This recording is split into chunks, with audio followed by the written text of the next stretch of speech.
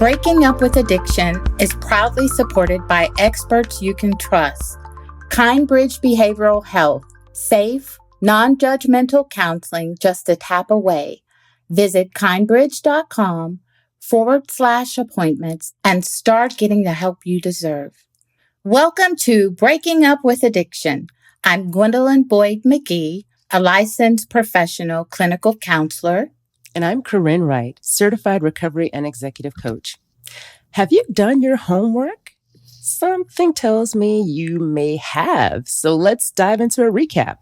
For last week, we gave you the homework to do a self-assessment to determine the status of your mental health, not to self-diagnose, but to determine whether or not you need to see a counselor or therapist or join a group or talk to a trusted friend. We don't want you to go without the support you need, so we're always going to encourage that you look inward first and come out with results. In today's episode, we're diving into the cognitive side of gambling addiction, the mind behind the bets. We'll dive into the mental patterns and the cognitive distortions that drive compulsion and gambling. Are you ready to dive into me and Gwen bouncing that ball back and forth in this episode? Oh, that sounds super exciting, Corinne. I know I'm ready. I don't hear the excitement, Gwen. But I am excited. Now I hear a little bit behind it. Let's go. So Gwen is going to take us into one of the first topics as we dive deep into the cognitive. Well, one of the well-known cognitive distortions is gambler's fallacy. Corinne, I know that we've touched on this in previous episodes, but it's just something that's so important that I think we ought to, revisit it. So the gambler's fallacy. This is the belief that if something happens frequently in the short term, it is less likely to happen in the future or vice versa. So, for example, a gambler may think that after a series of losses, a win has to happen. A win is due, right? Even though each of these events is independent of each other. So I'm sure you've had some clients who have dealt with the gambler's fallacy. Dealt and deal. Yes. Yes. This is a big topic. When you said the word independent, Gwen, when you said these bets are independent of each other, I think that's where the disconnect is, because for the gambler, they're not. They're all like combined to mean something, which leads to the gambler's fallacy. Right. And what is just so disheartening about it is that I've had clients who, they understand that this is a fact. And despite them understanding the gambler's fallacy, they still fall prey to looking for that win and knowing that, hey, I've lost this many times. I've got to win now, right? I feel so bad hearing you say that, because it is true. That is the way of thinking. But we both know that it's the opposite. We both know that a loss does not guarantee a win. And if gamblers can think back to times that they've sat at those machines, if you can count those losses, you know that you're not getting equality in there. You're not getting one loss to one win, one loss to one win. You're getting 50 losses to one win, 30 losses to one win. And so what you're really doing is, are you even winning, or are you kind of just barely breaking even when you leave there? And then what was it all for in the end? Yeah. And the thing about it is, they'll get that one win, but how many have they lost? How many bets have been lost before they get that win? But then they get that win and it encourages them to continue, right? That one win in a stream of 50 losses, one win will make your brain think, hey, this is a good idea. Let's keep going. And logically, you wouldn't think like that. No. Gamblers would not logically, outside of gambling, a gambler is not going to logically have something impact them in the negative 20, 30, and 50 times and then go for it again. And that's where the distortion comes in when we're talking about, gambling. Right. But then, Gwen, there's the illusion of control, which it tags on to the gambler's fallacy, because the illusion of control is the belief that you can influence or control the outcome of the game. And in reality, the outcome is largely based on chance. Yes. It's a gamble. Yes, it is. this distortion can manifest in a person's thinking, giving them the idea that they can control slot machines. And if you think about what a slot machine is, this is a machine. This is a, similar akin to a robot. This is a machine that is designed and set up and programmed to do certain things. And it has no emotion. It has no intelligence other than what's built into it. Mm-hmm. And it's not going to promise you anything. It's just doing its role. So every time you go up to the slot machines and you hit that, you pull that lever, we talked about the 2 cherries and the pineapple, Mm-hmm. And then the lemon, 2 cherries and the lemon. Yes. You get to 2 cherries, and that lemon, you ain't worried about that lemon. You're looking at those 2 cherries and you're like, another cherry is coming. Yes. I feel it. I'm going to get this. This is my big win. This is it. Especially Gwen, if that lemon is halfway, don't let the lemon be halfway because don't that's let even the more. lemon be halfway. You're right. Yeah. The brain is going to be on excite mode. It's like, wait a minute, we almost got it. But did you really almost get it? Yeah. But speaking of almost getting it, what about near misses? Ooh, right? That's what it is. It's so close. I got the golf ball right there dangling at the hole. It just won't go in. It is so psychologically close or similar to winning itself that most gamblers, they even get that excitement, that dopamine just with a near miss, right? Yeah. Yes. The near miss is so close to winning that it's almost equal. But the near miss is more dangerous than winning because if you win, sometimes a win can make someone say, you know what? I got me some money. I'm going to go home. But a near miss, you're not leaving. No, that just encourages them to continue gambling. Yes. You're not going anywhere. Let's pack a bag. Let's guard these 2 machines because these are the 2 lucky machines, even though the game is based on chance. Right. Yeah. Absolutely. Oh my gosh, Gwen, I'm seeing it now. I'm seeing the casino. I'm seeing people sitting in the seats at the casino with their big bags full of stuff sitting next to them and they got their hat on. It's a lot coming up in this conversation today about the whole world of gambling. And we want you all to think while we're talking about these topics, we want you to think about the underlying piece to this entire conversation. It's you have no control over this game, which leads to overconfidence bias. And this is the tendency to overestimate one's ability to predict outcomes or understand the risks involved. Do you think people understand the risks involved when their confidence gets in the way? I don't. I really don't because, we're talking about disordered brains, right? Yeah. So it's difficult when, your brain is telling you all this other stuff, right? Mm-hmm. Because it likes that dopamine and it wants it, right? Yeah. So it's telling you this stuff. It's difficult to get past that, don't you think? I think it's so loud. It is such a loud thing because this leads to gamblers taking larger risks or continuing to gamble despite mounting losses. This is why we're going into examples of people losing, 30 and 40, 50 more times, hours and hours, and still believing they will eventually turn the situation around. Yeah, and that's so unfortunate because what it does, it just gets them into that cycle of chasing losses, Corinne. Yeah. Yeah. Okay, but let's talk about that because when you say it gets them into that cycle of, chasing losses, Gwen, let's unpack that part slowly because what is chasing losses first off? Well, you get a loss and you keep going thinking you're going to get a win. So that means you are building up numbers of losses, just one after the next Like an example would be a person who, and I'm using this as an example because it really could be, any of our clients. Mm-hmm. I've heard this so much, but it normally, a person sitting there at the slot machine, okay? They go there, maybe they have intentions, they have let's say $500, it's their birthday. They got a gift. Yeah. They have $500. They're like, oh, well, this is just, birthday money. I'm going to go and gamble it.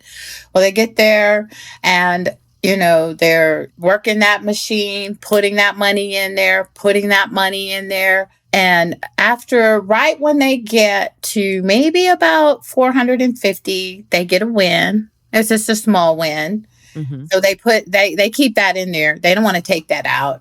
They're like, hey, I've had 2 cherries and a lemon. I know I'm going to get a win, right? So they just keep putting the money in there, putting the money in there. That money's gone. They're like, I know I'm going to lose all this money. This machine's not going to pay out to me. I got to go to the ATM. I know I said I wasn't going to the ATM. I know that I have to pay my rent on Monday and I have bills next week, but I know I'm going to win. I'm so close that I'm going to go ahead and take that money out of the ATM that's really needs to be used for my bills. And I'm going to put it in this machine because I just know it's going to pay me, right? No, doesn't happen. As you were describing that version of chasing losses, all I kept thinking about was I was trying to get myself in the mind of a gambler. And I'm imagining walking into a casino or logging onto an app and I have, that $500 and I start spinning. I just start with 20, and keep going and keep going. Now I'm down to 20 and I'm thinking, okay, I have this $20 that I have to make my $480 back to get back right. That's the beginning, right? Well, the beginning is when I just keep going, thinking I'm going to get back what I lost every $20 I spent. Now I'm at my last 20 and I'm thinking I got to keep going to get back my 500. And when you go to past that 500, the brain of a gambler or problem gambler is not going to lose the 500 and then say, well, you know what? I've lost my money. I'm done. It keeps going. You got to chase. You got to keep chasing. So now you're going into other areas for money where that money might have been what most gamblers consider to be free money. Glenn, we talked about free money. How just like that $500 that was given for a gift that I, as a gift. Yeah. Free money, that's gambling money. Exactly. When you say free money, in a gambler's mind, free money is gambling money. And free money is money that doesn't have to be spent on bills, but sometimes gamblers do tap into that money. But in their minds, once they've paid the stuff they have to pay, if you have 500 left, that money to them essentially is free money. And so you gamble that 500 and now you've lost it. But in your mind, you can't be without that because now you're realizing the money wasn't free. I need it for, what do you need it for? You needed it before that, but it was somewhere in the middle of that gray space in your brain telling you you had that to sacrifice for the addiction. And now the chasing losses starts at the first $20 you spent. And now you continue to chase past the 500 you've lost. Now you're in debt. You owe a couple of hundred. Now you're borrowing money from relatives. And some of them may be curious about, why do you need this money? You have a good job. You get paid a lot. All these things, they can't see it because this is an invisible, disorder. Right. And I think we mentioned this before. It can be pretty obvious if someone has been drinking alcohol or been taking some kind of drugs. You can visibly look at them and see that. But with gambling, you can't. I mean, they might look a little disheveled and, because their life they've been dealing with some stuff, so they may, besides that, it's not that obvious, Corinne. It is like a silent addiction in that way. Yeah. Because, and like you said, if someone does see you disheveled or anxious or having any of the symptoms of a gambler, it's rare that people would assume that you're a gambler because of those symptoms, because people aren't aware that these are symptoms that they should be looking for in problem gamblers. So it's definitely a work in progress. Absolutely. And this leads us to some confirmation bias. This is the tendency to focus on information that supports a gambler's beliefs while ignoring information that contradicts those beliefs. An example might be only focusing on the rare wins, ignoring the majority losses, like Gwen said earlier. But this can also be, for example, let's go into the troll kids. the Hawaiian shirts, the favorite pair of shorts. The Every green time I wear socks. those shorts, I win. Yes, the green socks. It's all of these things that you have experienced during a win, even if you won one time, and don't let you win more than one time in the same condition, because now you're creating a world of belief that if I do these exact things the same way, I will win this again. And that's another form of chasing losses, because it's just a confirmation that you should keep going. Right. Yeah. Just totally ignoring the majority of the losses. Right. Yeah. And anything else that happens, not just the losses, it's the fractured relationship that comes as a result of that. And you're telling yourself, well, I don't have a problem. I only gamble like once a month. Yeah. How But what much do kind you of lose damage right is that doing to your life? Exactly, Gwen. Exactly. What is that Yes. once a month doing? How is that impacting your world? Right. And the people in it. Right. Yeah. Yeah. Yeah. Yeah. So what about personalization? Yeah, that's a very unusual one, because it actually means that the gambler believes that they have some kind of control of this situation, of the outcome. I've seen people, do things like tap a ring on the board. If they're playing blackjack or something, put the ring there, do something else, maybe stand up, turn around, sit a certain way. I mean, and to them, they feel like, and don't let them win that hand, Corinne, because No, because the belief is there, right? It's it is cemented. there. Yeah, because they really feel like they have something that they're doing is controlling the outcome. Yeah. Oh, Gwen, when you said that, it's really disheartening that this disorder does give people the illusion of control, because when you said that, that they can control the outcome, we want to make sure anyone listening understands that in gambling, you cannot control the outcome. And I know this is a bit off topic, but it's very evident, and it's becoming more evident these days, that stock markets are very similar to gambling in behavior. And recently have worked with a couple of clients who that's their gambling. It's the stock market. It's, you're guessing and you're gambling with your money on how things are going to go, putting in certain amounts, and you're risking a lot of money doing this. And, we never knew this world would collide in that way. I never associated stocks with gambling until we started seeing these clients, and all of the symptoms are the same.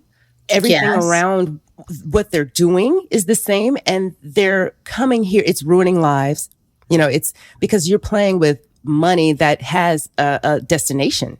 Yes. Versus the free money mentally, right? Mentally free money versus money that does have a destination and is usually tied to investments and retirement and things like that. And it's a seed into the same, category. It is. And I'm really glad that you brought that up, because some people don't think that in those terms. They don't feel like, putting money in the stock market is gambling, but it's a gamble. It's a risk. Yeah. There is no guarantee. When you put your money in there, there's no guarantee what's going to come out.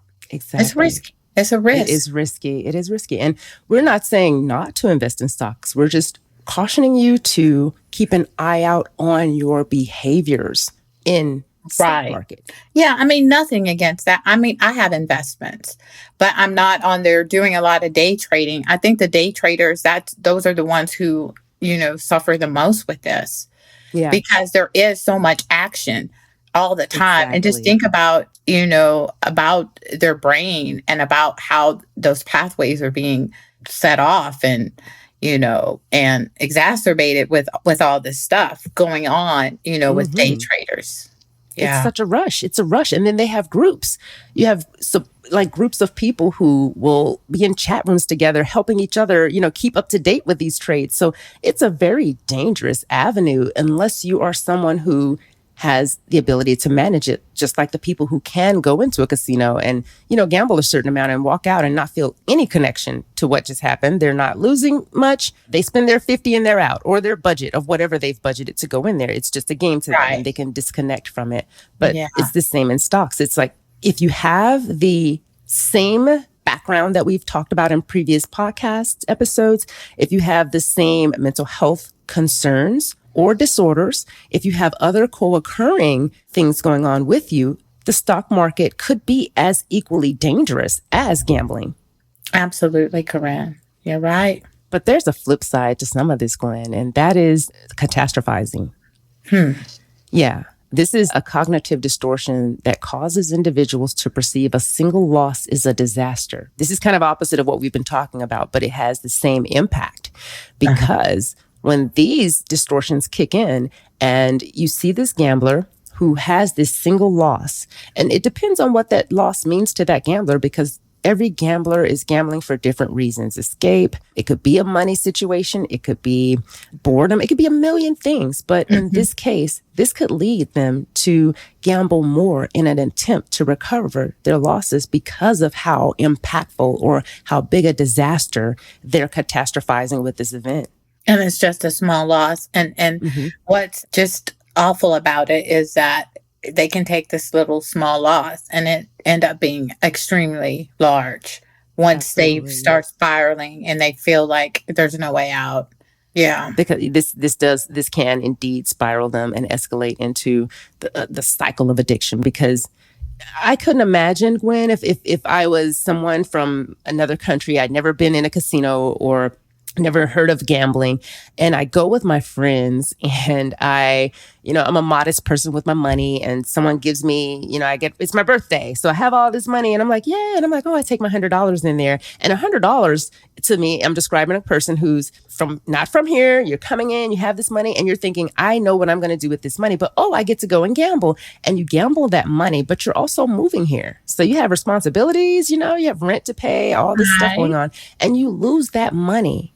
And what that money meant to you might cause you to catastrophize because maybe that's money you could have paid your deposit with or something. Who knows? But now that you've lost it, the catastrophizing is like you really being super anxious. You're like, oh no, you are out of sorts. You feel like, hey, I got to get that back. I mean, I can't imagine the mindset of someone who you go in a casino. Your goal is to win. You had your mindset on something else. Maybe you're not a problem gambler, but now you've been compromised mentally. And now you've been pulled into this cycle to try to recover your money. Right. Yeah. And you don't even know how to play. Right. Yeah. How can you be chasing losses on a game that you're not really that familiar with? Yes. This can happen to anyone. You can be experienced, have years in gambling, or be green to gambling. You are not exempt from being taken for a ride by what gambling can offer you on the other side of that bet. Right. Gambling does not discriminate, Corinne. No, it doesn't. Are we ready for some trivia really quick, Gwen? Yes. What you got this week, trivia? Okay. Our trivia question today is, what term describes the tendency of gamblers to focus on their wins while minimizing or forgetting their losses, reinforcing the belief that they are due for a win? I think I know the answer to that, but I won't ruin it for everyone. We'll just wait till later. Are you sure, Gwen? Okay, let's not ruin it. We will wait for later.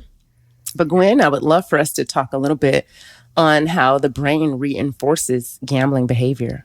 Oh, yes. When just you talking about gambling behavior and the brain, what comes to mind for me is dopamine and reward. So we're aware that dopamine is a neurotransmitter that's part of the brain's reward system, right? It's responsible for reinforcing behaviors that are essential for our survival. So what happens for a gambler is when they win, the brain releases the dopamine, creating the feeling of pleasure and reward. I know we're just reviewing because we've talked about this, but it's important for our listeners to understand that this dopamine release is very similar to the release experience when consuming addictive substances like drugs, alcohol, right? So that's some pretty strong stuff.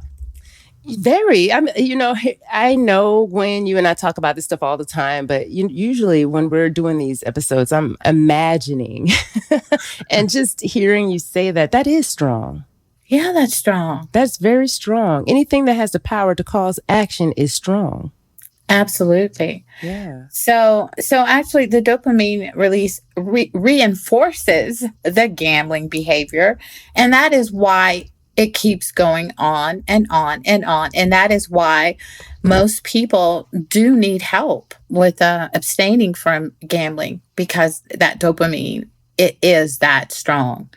It's really, really difficult for them to be able to just completely stop and be okay without some kind of treatment. Wow. So Gwen, this conversation I like it because it is going over a variety of different things that gamblers need to look out for. And this is in addition to the mental health side that we talk about. We talked a lot about, these are the symptoms. These are the things you need to be looking into to be able to determine where you are, where you stand. And now we're giving a lot of information on, hey, these are the habits and behaviors that are showing up in you that you get to look at as a result of some of those mental health things that are in the background. And so one of the things here that I don't think is talked about enough is the variable reward system. And this is something that reinforcement is present for the gambler. And with variable reinforcement, rewards are unpredictable but occur at irregular intervals. And this type of reinforcement, like a slot machine or a lottery game, increases the anticipation and excitement because the gambler never knows when the next win will happen. So this goes back to the dopamine, where it's almost like I'm looking at how this is going, but my brain is just like 10 cheerleaders in the background.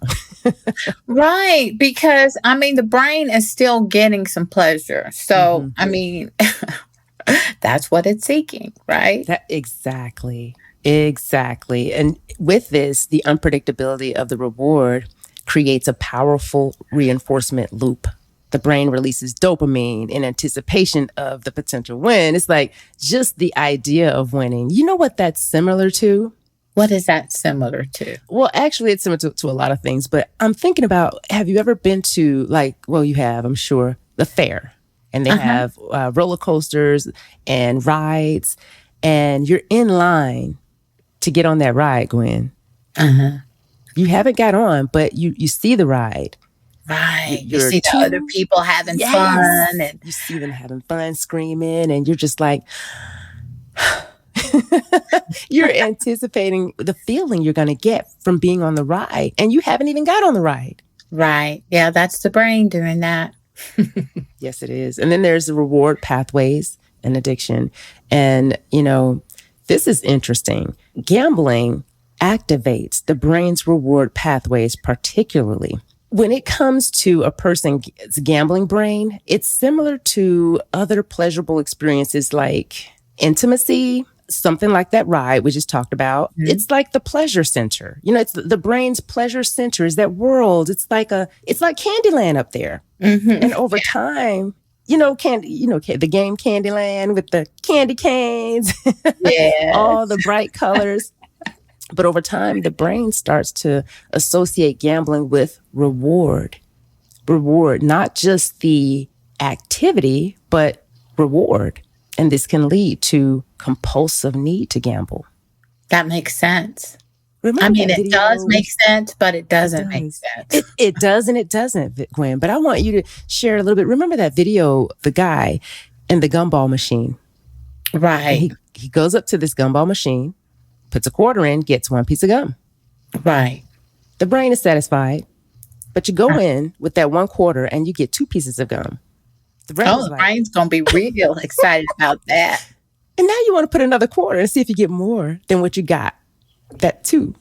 Right. But you're probably just going to keep getting the 1. Exactly. But you'll keep putting the quarters in thinking you're going to get 2. Which my mind goes to that game. And I know you've seen this game, Gwen, where you got the teddy bears in this glass cage and there's this claw that you can grab a teddy bear. Game, Corinne. What are you talking about? You've never seen that? You've seen that game. I played it. Oh, you've played? Gwen said said, what are you talking about? And I liked it until it was like taking all my dollars, because it seemed like every time I would have that little hook right there on the object I wanted. And I'm like, oh, so excited. It's coming up. I'm going to get this. I'm going to win it. And it falls. It has the softest finesse. I'm like, do you grip anything? Are you trying? But yes, Right. that will keep you hooked all day. And that's one of the most creative near miss games I have ever seen. It is very creative. I mean, it got me.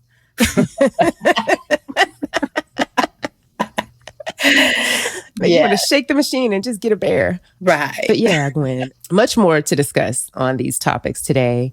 We want to talk to you a little bit about some cognitive behavioral strategies to break free from gambling addiction. Definitely. Yeah. So we've talked about the problem. What are some solutions? What are some solutions? Well, self-monitoring. I mean, that is one we've kind of touched on a little bit by noticing your own behavior.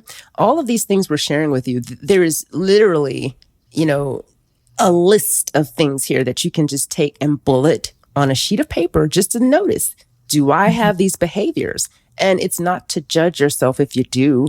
It's just to notice and be aware. This is how you build your awareness. And once you are aware, then you can begin to monitor how often do these behaviors show up. And that's where you're going to then go into, do I have a problem? So you're really just starting at step one and, track your thoughts. How often am I thinking about gambling? Are you thinking about gambling once a day, all day, several hours of a day, only when you're bored? When are those thoughts coming up? When do you feel the need to have to engage in gambling? Is it around an emotional event? Is this because something took place? Is this because you are by yourself and there's no one around? You want to Just begin bored. to, Yeah. Yes. What is it? Give us the reasons. So take note. So another helpful thing, Corinne, to do is, take a reality check, right? Oh, yes, Gwen. So, I mean, Corinne, it's good that Corinne is encouraging you to listen, to your thoughts and to track them. But how about questioning your thoughts? Absolutely. Are these thoughts grounded in reality, or are they influenced by the distorted thinking that comes with gambling addiction? Excellent question, Gwen. That's an excellent question. Are these rooted in reality or are these distortions? Yes, it's difficult to tell unless you really do take the time out and you do the work.